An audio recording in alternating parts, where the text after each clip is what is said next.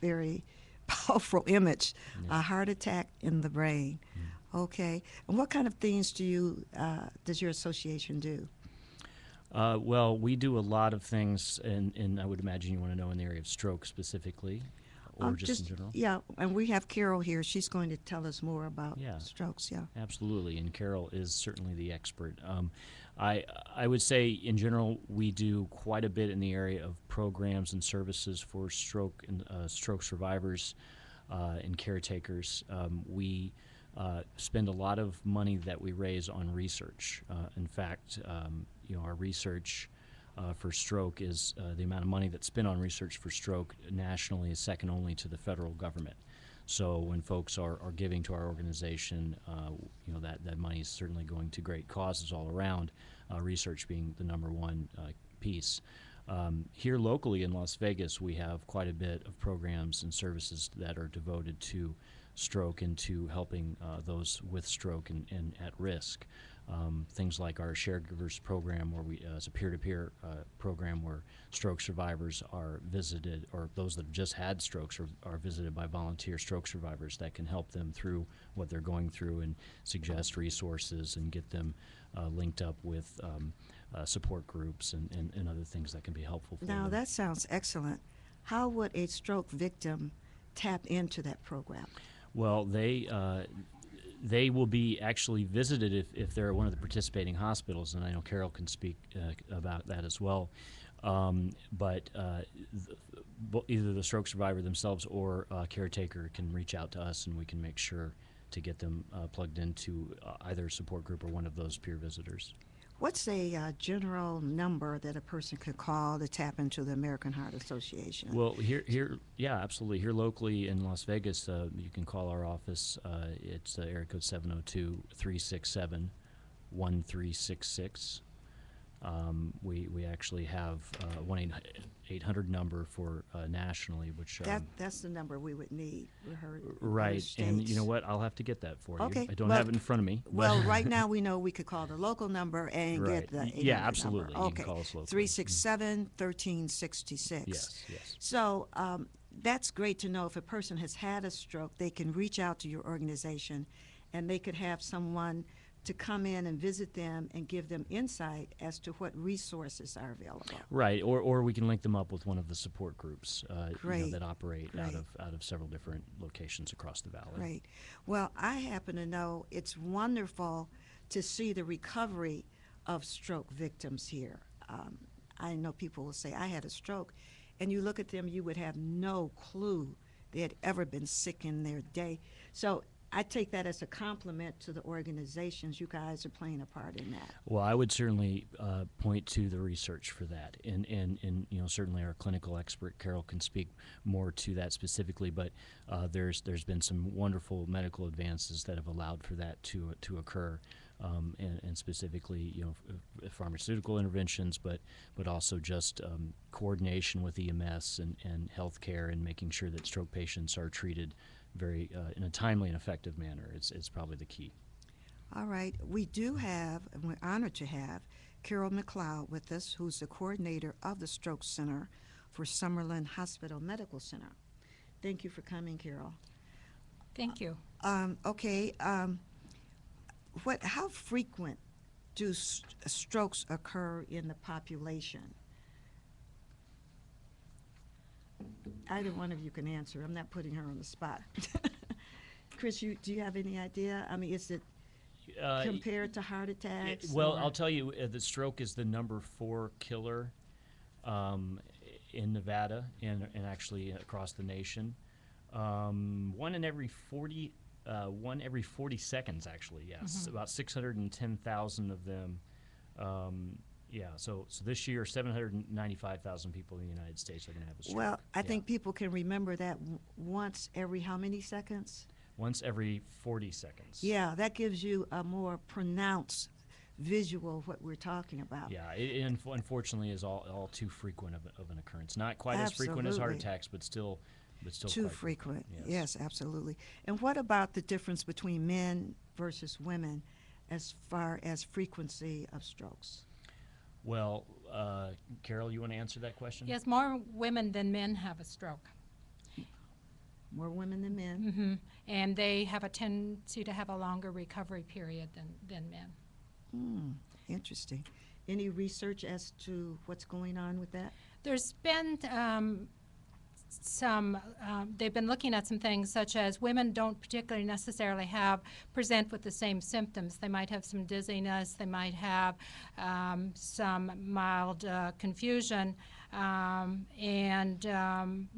they might brush it off and not get to the hospital as quickly as men. Which is sort of typical. Women being the nurturers, want to take care of everybody, make sure the husband's home, the dinner's fixed, the kids are all set with the homework. I'll look at it later. Yeah, that's exactly. That's definitely part of it. In fact, we have a PSA that I think it's Elizabeth Banks starred in, and it's about heart attacks, but it's just along those lines. That's exactly that the right? scenario where she's brushing off her heart attack because she has so much to do to take care of her family and her job, and it does happen. Yes, yes. Ladies, we have to think of our health first. Carol, you made an interesting comment. You said that their symptoms may differ between men and women. And what might a man be experiencing? Well, so women sometimes, as I say, have the dizziness and the altered mental status and a headache, whereas a gentleman may have left-sided weakness or the inability to speak. Not to say that a woman doesn't either. No, you're not saying that. A man may not necessarily present the same way as a woman. Sure. So if someone is in your presence and you're talking and they don't answer, or you think they're trying to formulate the words, but the words are not coming out, at that point, should people start thinking, okay, let me check other signs with them to see how they're doing? Right, and you can ask them to smile.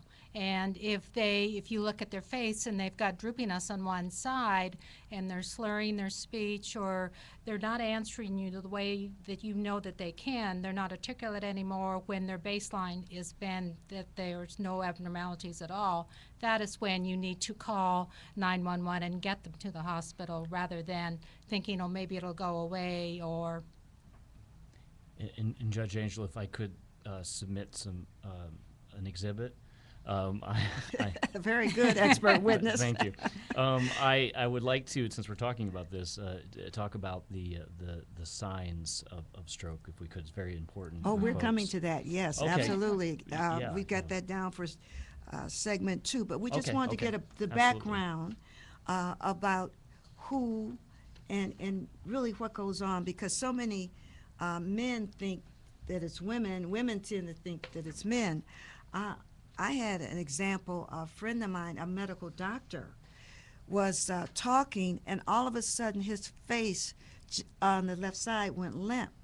Well, I didn't think stroke, did not have the information, but it turned out he had Bell's palsy, which is a drooping of the left side. But I think the difference may have been in that situation, he was very alert, but his face was drooping. And I really said to him, I said, do you know your cheek is going down? And he says, no. So he felt okay. He felt the same. But he was going through that Bell's palsy. Okay, we're going to take a break, come right back, and let you know what signs you should look for if someone may be having, hopefully not, may be having a stroke.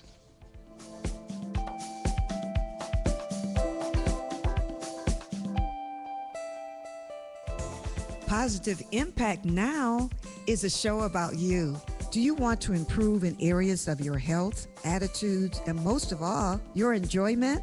I'm Judge Angel. Along with guest hosts, Positive Impact Now will bring you information, coaching, and encouragement to reach your goals. Join us every Thursday from 4 to 5 for your Positive Impact Now with Judge Angel. Ashley Wilkerson was 24 years old when she was diagnosed with multiple sclerosis. Her career and her financial future were at risk. Fortunately, she had disability insurance. I've learned that disability insurance is very important. In the time of need, that's your lifeline. That's all you have. Anybody of any age needs to have disability insurance. Ashley's disability insurance helped her meet her basic living expenses and find her a new job. Learn more about how to protect your income and livelihood. Talk to your employer or an insurance professional. A message from the nonprofit Life Foundation. This is Positive Impact Now. Here again, your hosts, Judge Angel and Mike Faust. Hi, welcome back, everybody. It's the new Positive Impact Now show, KLAV 1230 AM on your radio, bringing you some information today on strokes. And we hope to get rid of that. Now we're going to start with Carol McLeod. Carol, what are some of the signs or signals a person may observe in another person who is going into a stroke? One of the things is difficulty speaking. When you know that there has been no abnormalities before, all of a sudden they are not able to articulate what they want to say to you. Sometimes it's a loss of vision in one or both eyes. It can be numbness or weakness in their face, their arm, or their leg, and it usually affects one side of the body. You may notice that they have difficulty walking. They may have balance problems, and they may have problems with coordination. They also may have difficulty understanding words and speaking and have some confusion. And I think the key thing with the signs and symptoms is knowing exactly when they started, because that makes a huge impact on how we treat the patient when they get to the hospital. So if a family member notices the signs and symptoms have started at a certain time, it's key that we know we get that information when the patient does arrive in the hospital. So you're trying to give as much information as possible. Do strokes typically occur while a person's sleeping and someone's got to wake them and they can't speak, or is it when they're going about the regular part of their day, all of a sudden that behavior changes? A good portion of the strokes do happen sometime during the night. The patient will wake up with not being able to move one side of his body or not be able to speak. And so we really don't know when that stroke happened, because he said, I was fine, or his spouse can say he was fine when he went to bed last night, and then he woke up this morning. On the other hand, you can have sudden signs and symptoms of a stroke. You can have a sudden headache that just started all of a sudden. You weren't doing anything particular, but it just happened. Or you were walking down the street and all of a sudden you started to stumble and you had some weakness and difficulties keeping your balance. So it can be either or. Sure. So we should really be alert to either of those symptoms. What about raising their arms? Is there something about that?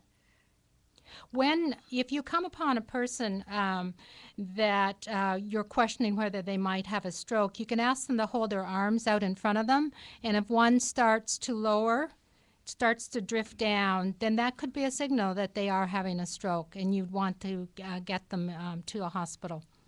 The main thing I hear you saying, Carol, and also Chris, is that we want to immediately call 911. Correct. Does it make a difference whether they're picked up by an automobile or whether they get an ambulance? It makes a big difference, because if you come by emergency services and an ambulance, they can start assessing you in the ambulance. They will call us and tell us we've got a patient that's having stroke-like symptoms. Our stroke team is alerted, so then when you arrive at the hospital, we're already ready to see you and treat you. Whereas if you come by car, you'll have to get a wheelchair, get taken into triage, and then be assessed by the nurse, and then she'll recognize the signs and symptoms and then bring you directly back. So, and also too, the EMS, they can do the assessment already in the ambulance, start an intravenous if it's necessary, provide you with oxygen. So the treatment has already started before you arrive a little bit. Excellent. I had an acquaintance at a social function. She was sitting in the kitchen, and all of a sudden she just went to the side, almost like a cartoon, and hit the head. And we called 911, and literally they were there in less than 3 minutes. It was up in Sun City, Summerlin, That's where it was. There may be a fire department close by now that I think about it. But I mean, less than 3 minutes, they were there and they were attending to her. So it's very encouraging for people to know, don't hesitate, call 911. Does 911 automatically send an ambulance, or do you have to ask for one? No, they've automatically send an ambulance. Oh, okay, good. So just get the My 911. understanding is I've not heard Sure. otherwise. So Oh, yeah. And if I could mention, Judge Angel, in addition to having some great response times, our EMS community has in this valley in getting patients to the hospital as fast as possible.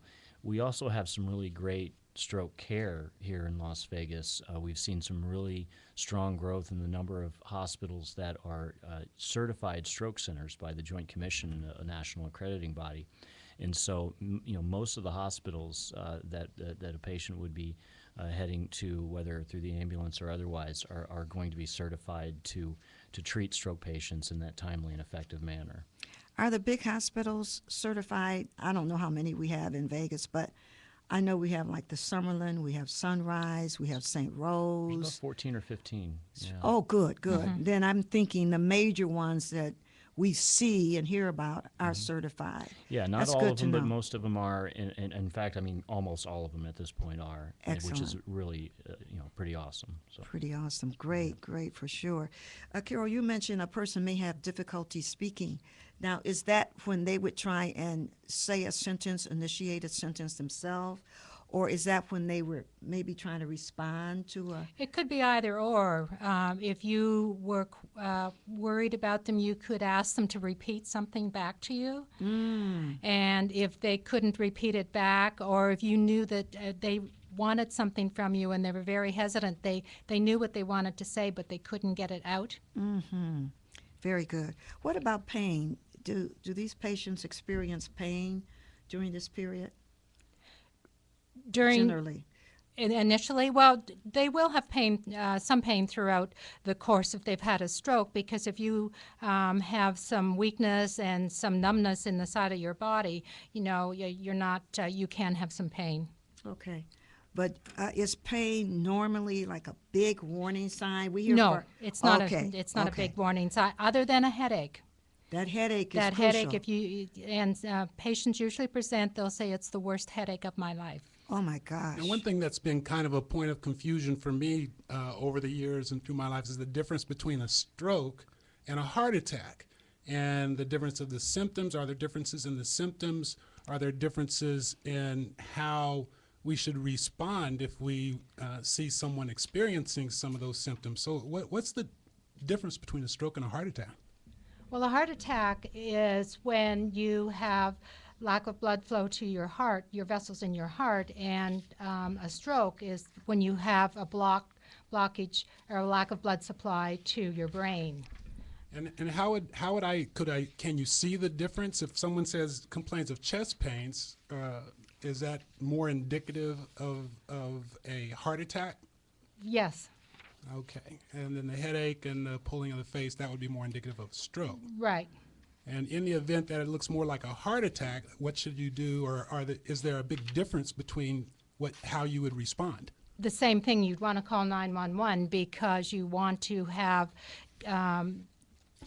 the ability to get to the hospital as quickly as possible. And again, we have a chest pain program where they call us ahead of time en route and say, we've got a potential heart attack patient coming in. So we get our team ready when you arrive to assess you and get you treated as quickly as possible. Now, another thing I've heard is that if you see something like that, you should give them aspirin. If you think it's a heart attack, you should give them a couple of aspirin immediately. Is that helpful in a stroke as well? No. You don't usually give it in a stroke because we have a clot-busting drug that we have available to some patients that meet the criteria, and usually EMS will not give aspirin in the on their en route because the clot-busting drug is. That's what it is. It acts like aspirin, so you, in a way. Well, you would have saved me. You just saved me from making that mistake because that's No, probably a mistake I would have made. it's not a mistake to make. You can take it, but usually EMS do not give it. What is the actual definition of a stroke? Stroke is an interruption of blood flow to the brain. And there's two types of stroke. There is one stroke that's a type of stroke, it's called ischemic. It's caused by a clot that blocks off the blood flow. And then the other kind is the hemorrhagic, which is a bleed. And that's bleeding into your brain and bleeding around your brain. Wow. So a blood clot, is there any way a person could be made aware in advance of a stroke that they had a blood clot? No. You're shaking your head no, like no way, honey. No, but there are risk factors that you want to look at and keep under control if you have these risk factors. And they are? High blood pressure. You want to make sure that your blood pressure is being managed, that you see your doctor regularly, that you take your medication pretty much the same time every day. And what I encourage the patients to do is take their own blood pressure and keep track of it. So when they go back to their family doctor, then they can show them what their blood pressure has been. And sometimes if adjustments have to be made, then the physician can see what your blood pressure has been doing. So you're suggesting everyone measure their own blood pressure on a daily basis, keep a log of what that pressure is so that when they go back, they can show the doctor exactly what's been going on. And maybe even if it's higher than normal, make a little note of what was going on in your life that day. Or Now, is this just for people who are of a certain age, or people who have had problems, previous problems that feel like they might be apt to have a stroke, or is this just for anybody over the age of 40, or do you recommend this for? I recommend it for my patients that come in with high blood pressure. Now, certainly anybody's welcome to have a blood pressure machine and take your blood pressure periodically, but I recommend it for my patients that are already on blood pressure medication and being managed for that reason. And it's also important to know that anybody at any age can have a stroke. It even happens to infants. And sometimes we don't know why, but certainly less often in that situation. But it can happen at any age. There's plenty of young folks out there that are stroke survivors as well. So one of the major risk factors is high blood pressure. So if you keep that under control, and God bless everybody, but exercise, of course, a good diet, you're trying your best on that, and then relaxation techniques, I'm sure would help. But, you're just trying to make sure your blood pressure is constant, not spiking, causing. So that's one kind of symptom that could lead to a stroke. Does that lead to the bleeding? No, not necessarily. It can. High blood pressure can. Smoking can. We forget smoking. It's like, you figure most people don't smoke anymore, but that's a fallacy. If you go out after 9 o'clock and see these beautiful girls in Vegas lighting up cigarettes, it's unbelievable. Really? And it's important to note also that a lot of the ways to prevent a stroke are similar to preventing heart attacks. So don't smoke, watch your weight, eat healthy, eating fruits and vegetables, getting plenty of exercise, all the things that I think most of us know that we need to do to prevent heart attacks also will help to prevent strokes. It's interesting, all those things. You're right. Most of us have heard those things over and over, yet the same people will say, well, I just don't have time. I can't fit it in. I tell them, start small. And with children in school and high school, we say, well, start tonight, take your parents out for a walk down the block for 2 or 3, for 10 minutes. Tomorrow night, increase it to 15 minutes. Nice. That's not a long time, but still it's getting them out and moving. Okay, we're going to take a break now. We're going to come right back and talk about some of the research and treatment that's being done in the area of stroke and heart attacks.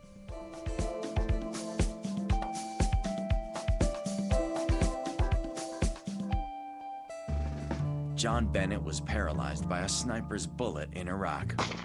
It shattered 2 vertebrae and fractured another one. John's wife, Dina, Paralyzed Veterans of America got us our benefits. Senior National Service Officer Michael Killen.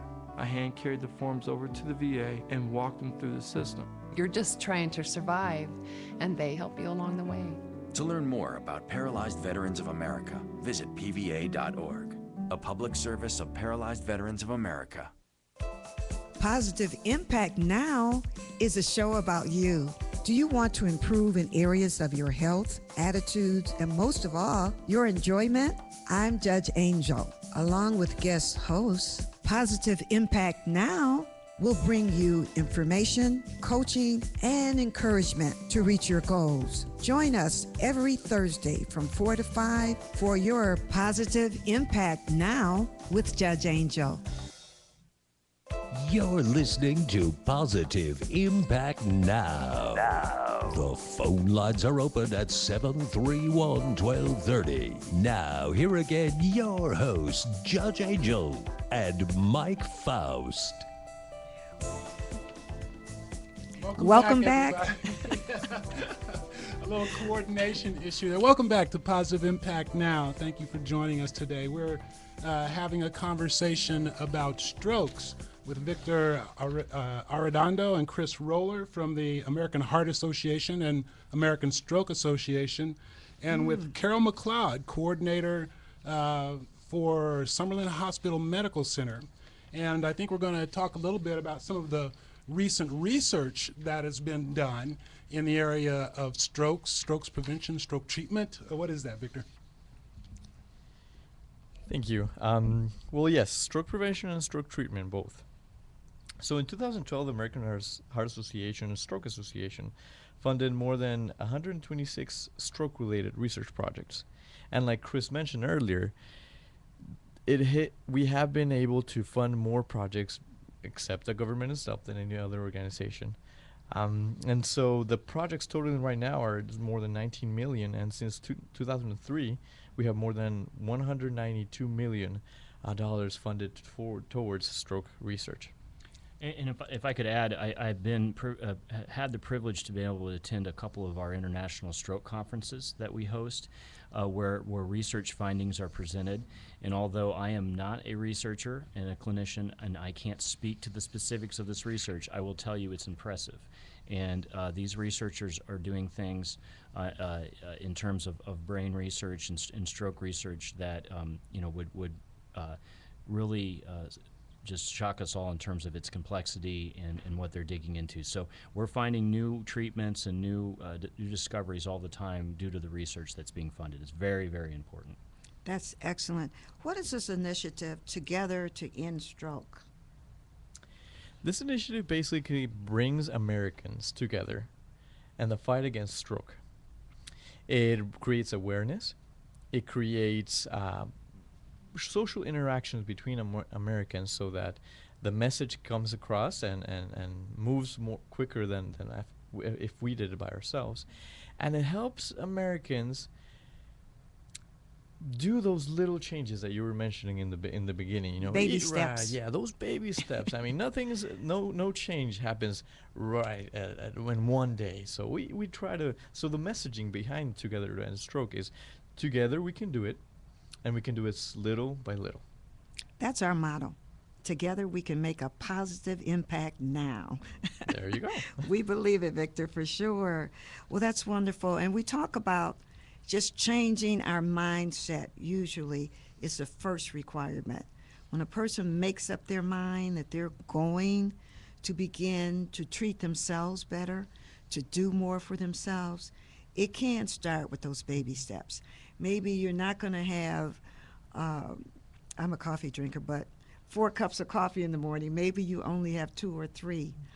Good girl. And you are, as Carol said, going to go for a 10-minute walk. Maybe not an hour, but 10 minutes, it's doable. So together we can make a positive impact now. We can start. You guys have an app that sounds very interesting and very helpful. Yes, it's called the FAST app. So FAST, remember, just to remind you, FAST is an acronym to help us remind the signs and symptoms of stroke. So F, face drooping. A, arm weakness. S, speech difficulty. T, time to call 911. Good. So that's where the acronym comes from. So this app, and I would urge all of you to have an iPhone or an Android phone to download it. It's free, of course, and it helps you recognize the stroke quickly and get you help. It helps you get help fast. So if you spot a stroke, you can easily check the symptoms, and then really in that same application, it includes a map of award-winning local hospitals here in Las Vegas. Certified hospitals. Certified hospitals, exactly. And 911 can be directly called from that app. That's the part I think is tremendous, because I've heard different people say that a stroke can happen while you're in the kitchen, while you're in the bedroom, while you're outside. Your phone could be on the living room table, but so you're not close. But you get to that phone, you look at those symptoms, and the app itself will call 911 directly. Correct. That's powerful. That's great. And it's great because, I mean, you mentioned the phone may be in another room, but more and more we're becoming less and less detached from our phones. Is that the truth? And to have an app is really a helpful thing for something like this. And especially if you're out walking, or you're out shopping in the shopping mall, and someone goes down, you just pull out your phone and you're able to get an ambulance there right away rather than running to a store to find someone to call. Oh, wonderful. That's as good as help. I can't get up. Absolutely. Push that button. That is really grand to hear. Well, what are some of the things you guys are planning to do in the local area to make people aware of stroke activities, stroke symptoms, and how they can just be more aware? Good. Well, we go back to Together to End Stroke, which is a messaging platform that we try to distribute among all Americans. And first, we have several programs, and we have the general outreach campaigns. So let's talk about generals first. We try to get the message everywhere, and Judge Angel, you've been a great conduit for that, and we appreciate that. And we try to participate in health fairs. You will see every so often, you'll see, because we've worked with the Out Council since 2003, you will see an ad on TV, you will see a sign while you're driving down related to stroke. So all that is us trying to educate the public that stroke happens. And it can be prevented if you take simple steps. And then we have programs for stroke survivors, for example, here in Las Vegas that are very important because, as you may know, suffering a stroke is a life-changing event. It changes your perception of many things, and so you need support. And Chris was mentioning this a couple of minutes ago. The Caregivers program that is going on here in some hospitals of Las Vegas is about a stroke survivor that helps another stroke survivor get acquainted with the new life that he or she is having. It's very important. More and more evidence is coming clear that support is very important in the stroke recovery process of a survivor. So the Caregivers program basically connects these two people so that they can get the support in this transitioning stage in life. Then there's Saving Strokes. Saving Strokes is an event, is a very innovative way to get stroke survivors and caregivers together to play golf. Now it's therapeutic, but it's also fun. And it happens every year. Next year, on April, we're planning the next Saving Strokes event. And basically we get pros to come and contribute, and we get caregivers and stroke survivors, and with information and with education, we help them have fun. Great, great. That's important because as long as you're having fun, you tend to be healthier. You think Correct. differently, you treat yourself differently. I'm looking through this great material you guys have, and it says here stroke is preventable. Wonderful. That's watching that blood pressure. It's treatable with good early care, and it's beatable. That's the slogan. You also have a sign here that says 80% of strokes can be prevented. That's wonderful. Absolutely. So we just have to keep getting this message out, guys. What is it? What we got to do it. 80% can be prevented. Well, and we know, Judge Angel, that these numbers can be reduced in terms of the incidence and the deaths and the disabilities from stroke. In fact, our organization has what we call our 2020 impact goal, where we want to reduce the death and disability of heart disease and strokes by 20% and improve the cardiovascular health of all Americans by 20% by the year 2020. And we've developed some really complex metrics for being able to measure that. But the point is, we know that it can be done. We wouldn't set this goal if we didn't think that we could do it. And it's a lofty goal, but we know together we can achieve this by getting the messaging out, making sure that hospitals are able to treat the patients effectively. The research is being done, and getting people to make those small changes to be able to help themselves prevent those strokes. That is so wonderful. And I feel it's coming very soon. Strokes will be something like TB that you just don't hear about anymore. Like, oh, that's a disease that has been conquered. That's a condition that has been treated and is now just out of the loop. What about salt intake? Is that relative? Well, if I may add, we have to remember again that high blood pressure is the most important controllable risk factor for stroke. Oh, okay. So salt intake has to do with high blood pressure. So if we reduce sodium intake in our daily diet, we will be reducing or controlling our risk for high blood pressure, which in turn will reduce and control our risk for stroke. And most of that salt intake is coming from processed foods. It's not salt that we sprinkle on our food from the salt shaker. It's those processed foods. So eating more of the unprocessed stuff, like the fruits and vegetables, like the lean, meats and fish, poultry, that sort of thing, that doesn't have that added salt that's not processed, takes a huge step towards reducing that sodium intake. And when you talk about processed food, you're talking about? Well, things like your chips and your crackers and your cookies and meats. I'm sorry. Go ahead, Carol. No, I was going to say in your meats, your hams and your Right. The canned pre-processed lunch meats, all that stuff. hamburgers. Yeah. So basically, it's like French fries. Sorry, Judge. Doggone it! Does that include sweet potato French fries? Well, as long as they don't have salt on them, yeah, they are better. In fact, if I may add, the American Heart and Stroke Association have framed the Salty Six. There are 6 foods that are usually loaded with sodium that we can recognize, because it's hard to measure your sodium. Nobody goes around somehow measuring the amount of sodium you take a day. Before you tell us the 6, Victor, let's remember, most of us have no clue how much salt is in the food, especially eating out. Now, people Correct. that are taking the time and loving themselves enough to cook at home, eat at home, you guys are in a better place. But for the other part of the population, of which I am a member, when we eat out, we don't know how much salt. And I think they've trained our palate to expect so much salt that if we were to get a dish without all that salt, we wouldn't like it probably. We'd send it back. Because they're telling me that now they soak the meats, Carol, in salt prior to cooking.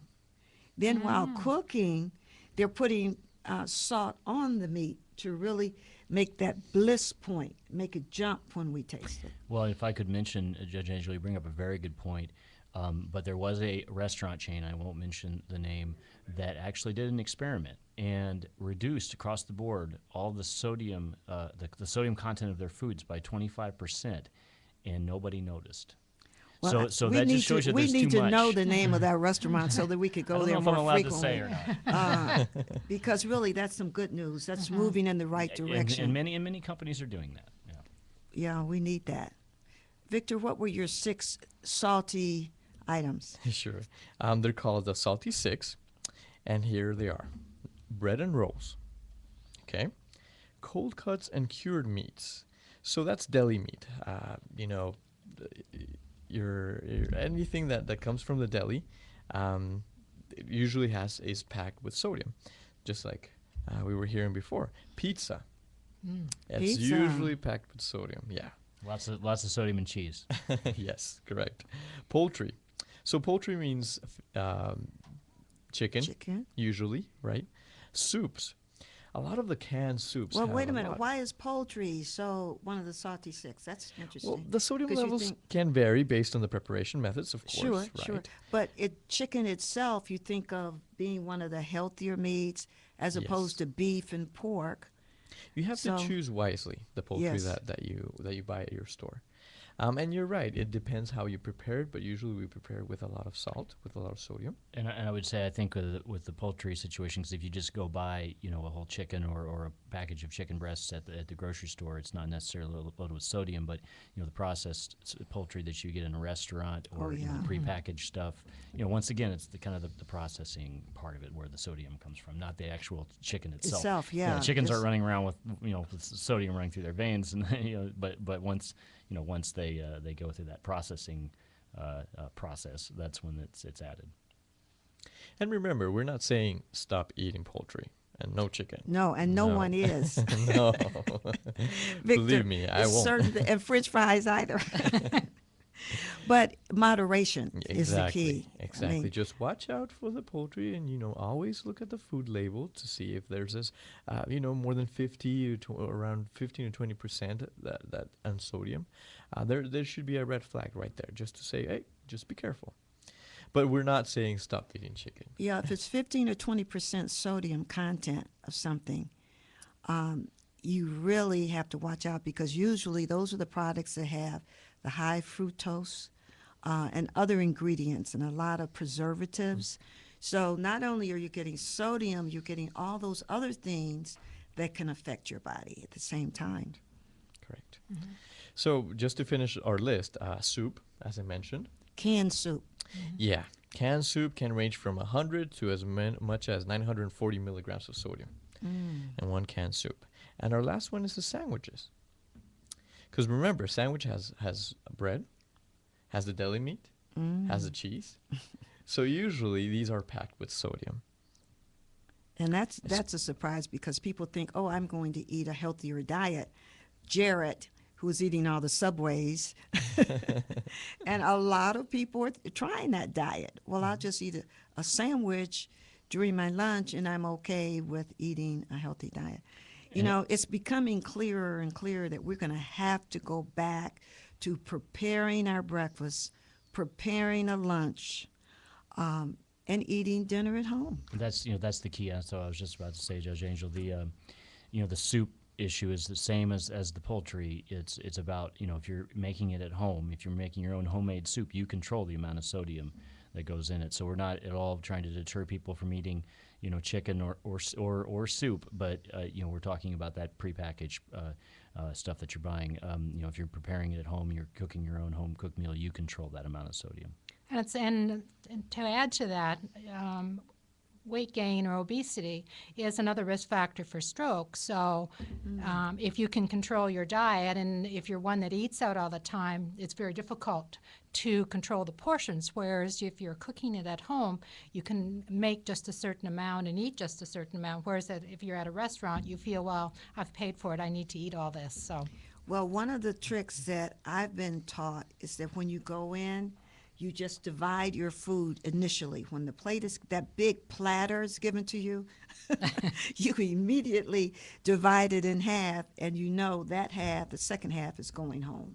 It's like a meal another time, but you don't sit and try and eat that whole platter of food. It's just too much. I had a salad recently that was so huge. I cut it in half. I took the half home, and I had that half for 2 different days. It was huge and delicious. I can get 3 meals out of some of these restaurant portions that we get, and I do sometimes. Yeah, that's good. It's wise. But, when you're not thinking about portions, you go in. Of course, the pictures look wonderful. You order something, and it comes, and it's beautiful. It's smelling so wonderful in front of you. So you get started, and you're having fun, having a conversation and talking to friends, and before you know it, your arm is tired, shoveling all that food. Well, guys, we want to thank you so much for coming today, and we hope we've helped our listeners with this issue of stroke to recognize and to understand it and really to prevent it. That's what we're we're praying for prevention, because I've been told it's something that just does not have to happen. And I'm thinking, since high blood pressure and obesity are two of the leading causes of a stroke, we might really have to do something just on high blood pressure to push that. What can you do to really get your blood pressure down? Well, Carol, I thank you so much for coming. Thank you, Judge Angel. It's been very pleasant. And we wish you the best with your stroke center. And Chris, we thank you for coming, and Victor. Thank you, Judge Angel. I'm sorry, if I could just mention, we have that stroke warm line number. Oh, definitely. This is That's our great. stroke warm line, which is, I guess, same as a hotline. But if you want more information on stroke, you want to know more about what we talked about today, or even more, you can call 1-888. That's 1-888-478-7653. 1-888-478-7653. Okay, give it to me one more time, Victor. I want to put it on our website. 888 888-478 478 7653. 7653. 888-478-7653. Yes. We thank you guys very much, and we look forward to you coming back, keeping us updated on the progress that's being made to prevent strokes. Anytime. Thank you. Thank you. Thank you. Well, this has been Positive Impact Now, and we're going to hear from Mike Faust. Hi, everybody. It's Mike Faust, co-host of the new Positive Impact Now show. And I just wanted to take a few minutes to talk a little bit about business matters. We've got just a couple of minutes here. And one of the things that I just wanted to put a quick reminder out on today was meetings with people involved in your business. And I only have a couple of minutes here, but I recently experienced a situation where a buyer and seller of their business were getting together and just approached each other with different expectations in mind, and the meeting sort of fell apart. And just as a quick reminder, I just want to point out to you business people out there, or aspiring business people, keep in mind that a lot of times when you meet other people, what you're going to see is a reflection of yourself. And if you approach that person or that meeting with a smile on your face, it's every possibility you're going to get a smile back. If you come in with a professional attitude and positive expectations, that's probably what you're going to receive in return. And I think that that is something that carries on in your personal life as well as your business life. I want to thank our guest once again, Carol Carol McLeod with Summerlin Hospital, and Victor Arredondo and Chris Roller with the American Heart Association and the American Stroke Association. We'll have information regarding our show today on our website at www.positiveimpactnow.com. And Judge Angel, I think there's some other people you might want to thank. Absolutely. We want to thank our crew and the people here at KLAV 1230 AM. You can also listen to our shows. They are archived on KLAV1230am.com. And that's available anytime, any day. And you can also suggest topics or guests that you would like to hear on Positive Impact Now by going to our website, www.positiveimpactnow.com. We're on live every Thursday in the afternoon from 4 to 5 p.m. Pacific time. And we thank you so much, and we hope that you are enjoying the information we're bringing to you, and know that we feel that together we can make a positive impact now.